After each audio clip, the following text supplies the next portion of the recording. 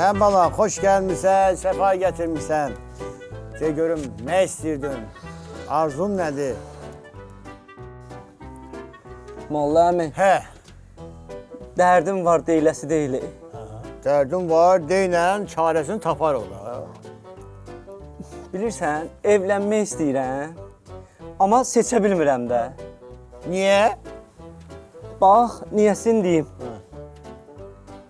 Biri Xırdaxan, Hə. onun dəvəsi var.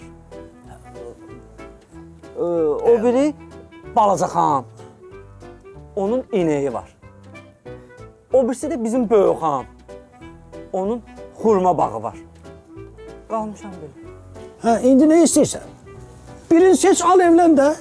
Ay Kazım, mən bilirəm bu nə istəyir. Hə. Bizim bu cavanlar var ha. Biraz indi çox bilmişlik edirlər. Bu istəyir ki, dəvəyə minib inək südü içə-içə xurma bağında gəlsin. Ha.